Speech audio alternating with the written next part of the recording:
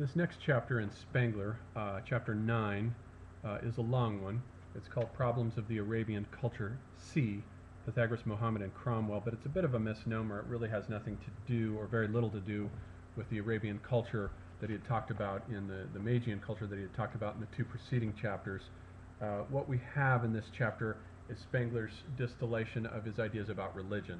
So the entire chapter is about his ideas about the coming of the possibility of a morphology of the study of religion that he sees as a possibility here. He says that a morphology of religious history is a task that he sees for the Faustian spirit. And I think that when he starts off here at the beginning of the chapter saying this, he's already correctly perceiving, as he's correct in so many of his prophecies that are made here in 1920, of the coming of comparative mythology, which basically is a morphology. What he means by a morphology of world history is the same thing basically as what comparative mythology ends up being, which is something that got off the ground in the middle of the 19th century with Bachofen. If you wanted to draw a date for the birth of comparative mythology, you could say that it begins in 1859 with the publication of Bachofen's book on grave symbolism in 1859.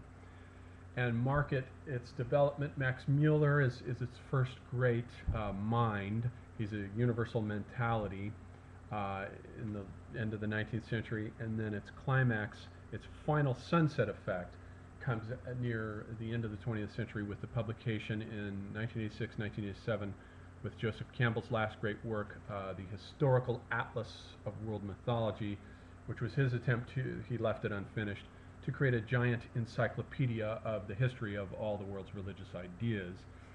If he had finished it, it would have been equivalent to something like Posidonius's. Posidonius was a Hellenistic scholar who's about contemporary on the timelines with Campbell or Mircea Eliade, who was said to have created an encyclopedia of religious ideas of his time, which is all now lost. Posidonius was regarded as one of the most erudite and learned men of his time. Something like 150 BC is when he lived.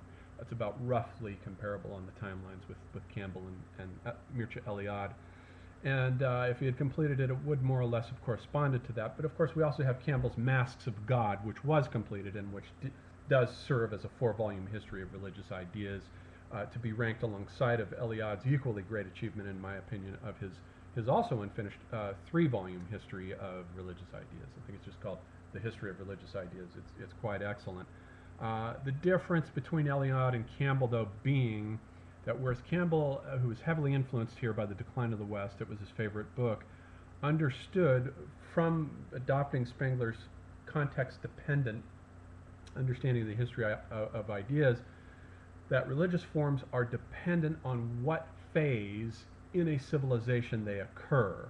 That's something that Campbell never lost sight of, and his history of religious forms and the Masks of God really is a morphology in the Spenglerian sense of different kinds of religious ideas as they occur, whether they occur in the early, deep, religious, pious springtime phase, or whether they occur in the late megalopolitan, artificial, abstract, and overly rationalistic phase. Campbell takes this into account. Eliade, on the other hand, does not. Eliade was closer to a Jungian mentality in which he understood religious ideas very well, and he was a kind of eclectic collector of them, but he did not understand how to situate them in the cultural contexts that produce them. And consequently, if you read the history of religious ideas, it's an excellent survey, but you get these ideas just sort of floating around in a detached way from their cultural context, so that you can't really understand what the implications of them are, even though the bare bones of the ideas themselves, no one made them any clearer than Eliade did. So that's the difference between those two intellects. And this is the great period. This is the history of comparative mythology, which began with Bachofen and was finished, achieved its sunset effect with Campbell. And ever since then, it's basically the task that Spengler appoints for it here in 1920 has been completed. It's finished. It's a done deal. Consequently, after Campbell's work in the 1990s, what we've had in the field of myth studies is basically the equivalent of a sort of intellectual fellowdom. The fellow, we recall the fellaheen, is the residue of a population, mostly peasants, that remains after a grand civilization has gone through the metabolisms of its cultural transformations So in the field of myth studies, what we have and have had since the death of Joseph Campbell has been largely an intellectual residue, whether we're talking about Leonard Shlain's Alphabet versus the Goddess, or the late books of William Irwin Thompson coming into being, or whether we're talking about some of my own earlier writings in my first couple of books.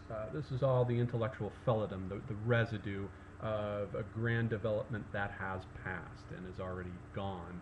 It was gone by the time I arrived on the scene, and it's gone by the time William Irwin Thompson is finishing up with his last great book coming into being.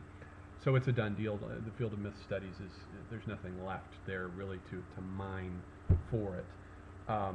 So that's the completion of the task which Spengler correctly identified as lying still ahead in 1920 of Faustian civilization.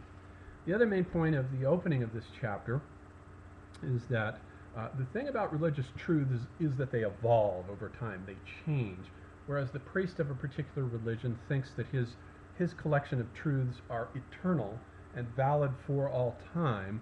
The reality, as any student of comparative mythology knows very well, is that these religious truths evolve over time. They change.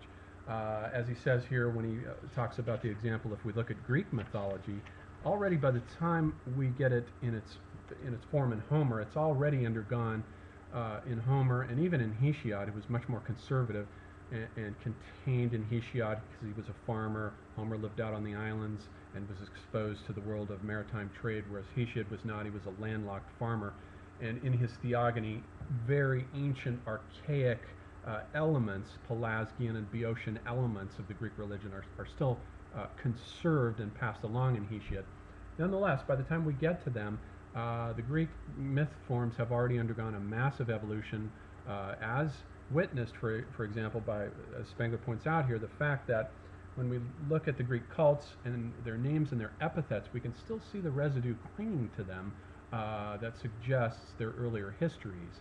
For example, Homer refers to Hera as the cow-eyed Hera. There's no connection of her with a cow that we know of in these texts, but the fact that she's cow-eyed suggests that at some point she was linked with the ancient cow goddess, who in Egypt, of course, was Hathor, and who in Mesopotamia, Gilgamesh's mother, Lady Ninsun, was the priest of a cow goddess cult, and so forth. So she may have come over somehow from some cow goddess cult. We also have to consider that Apollo was originally associated with a northern wolf cult, as his name, one of his epithets is Apollo-Lycaeus. Later he becomes associated, after he overthrows the Delphic serpent, he becomes associated with the serpent. And as Jane Ellen Harrison points out in her Prolegomena to Greek religion, Zeus Melikios is the one example of Zeus in connection with a serpent that we have. So there was one variation of his cult which connected him unusually and atypically with a serpent. Jaus is a sky god, an Indo-Aryan sky god.